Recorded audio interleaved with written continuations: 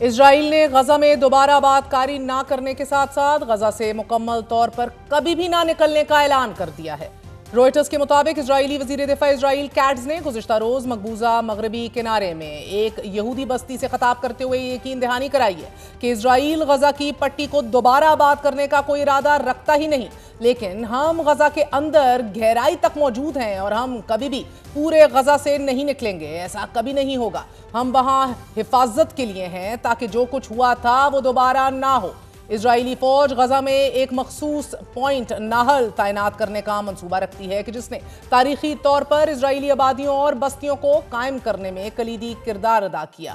ناظرین، ناہال عبرانی زبان میں ایک لفظ ہے کہ جس کا مطلب ایسے نوجوان پیش رو جنگجو ہیں کہ جو لڑائی میں فرنٹ فٹ پر لڑتے ہیں۔ یہ یونٹ اسرائیلی فوج کا مخصوص یونٹ ہے کہ جو جنگ کے ساتھ ساتھ نئی بستیوں کی آباد کاری کے لیے مشہور ہے۔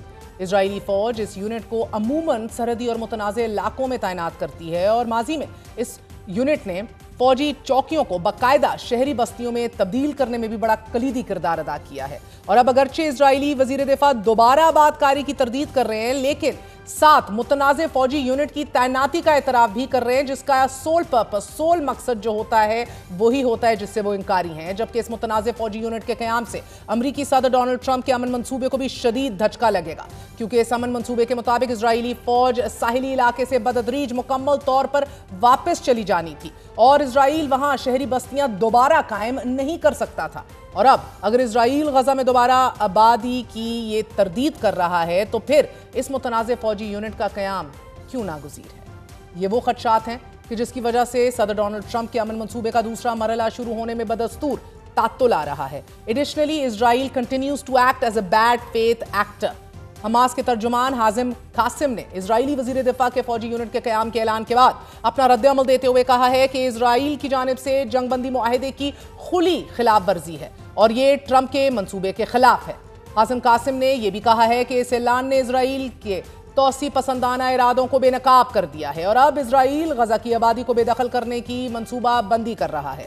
گزشتہ روز ہی حماس کے سینئر رہنما اسامہ حمدان نے یمن کے ٹی وی چینل المسیرہ کو انٹرویو دیتے ہوئے بڑے ہی نپے تپے انداز میں واضح کیا تھا کہ غزہ جنگ بندی معاہدے کے دوسرے مرحلے میں واضح ضمانتیں اور تفصیلی وعدے شامل ہونے چاہیے۔ حماس کی نگرانی غیر مسلح کرنا اور فلسطینی امور میں غیر ملکی مداخلت کسی صورت بھی ایکسیپٹیبل نہیں، قابل قبول نہیں ہو سکتی۔ فلسطینیوں کو غیر ملکی فورسز کی ضرورت نہیں کہ وہ آئیں اور ہمیں اسلحہ ڈالنے پر مجبور کریں۔ ہم سے گزشتہ 2 سالوں کے دوران قابض اسرائیل اسلحہ نہیں لے سکا۔ اسامہ حمدان نے یہ بھی کہا ہے کہ اسرائیل جنگ بندی کے دوسرے مرحلے کی طرف بڑھنے کے لیے تیار نہیں ہے اور اسرائیل جنگ بندی معاہدے کی پابندی کرنے میں مسلسل ناکام رہا ہے۔ اسرائیل کی طرف سے معاہدے کی بار بار خلاف ورزیوں اور سازشی منصوبوں کی وجہ سے صدر ٹرمپ کے امن منصوبے کو سنگین پیچیدگیوں کا سامنا ہے اور انہی چیلنجز میں آئندہ ہفتے صدر ڈونلڈ ٹرمپ اور اسرائیلی وزیر اعظم نیتن یاہو کی وائٹ ہاؤس میں ملاقات کا بھی امکان ظاہر کیا جا رہا ہے۔ اردن کی خبر رسال ایجنسی خبرنی نے یہ دعویٰ کیا ہے کہ اسرائیلی وزیر اعظم 28 دسمبر سے 4 جنوری تک امریکہ کے دورے کے دوران صدر ٹرمپ سے فلوریڈا میں ان کی رہائش گاہ پر ملاقات کریں گے، جبکہ دوسری ملاقات واشنگٹن میں بھی ہو سکتی ہے اور اس ملاقات میں غزہ جنگ بندی معاہدے اور ایران اور لیبنان کے حوالے سے بھی گفتگو کے امکانات ہیں۔ امریکہ کو ایران کے ساتھ بھی یورینیم انرچمنٹ کے معاملے پر سنگین تحفظات ہیں۔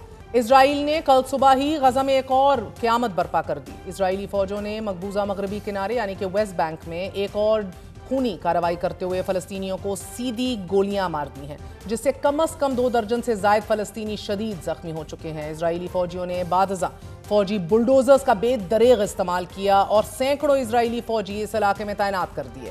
اسرائیل کی اس بربریت میں غزہ میں غذائی بحران بھی شدت اختیار کر گیا ہے۔ انٹیگریٹڈ فوڈ سیکیورٹی آرگنائزیشن نے خبردار کیا ہے کہ غزہ میں قریباً 16 لاکھ افراد شدید غذائی قلت کا شکار ہیں اور یہ صورتحال شدید خطرے کی صورت اختیار کر رہی ہے۔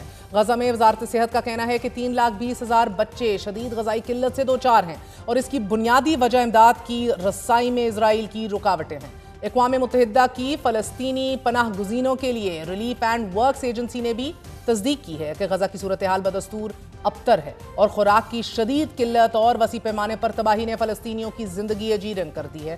سیو دی چلڈرن تنظیم بھی خبردار کر رہا ہے کہ جنگ بندی کے باوجود غزہ میں انسانی المیہ بدستور جاری ہے اور غزہ کے لیے فوری امداد کی فراہمی ناگزیر ہو چکی ہے۔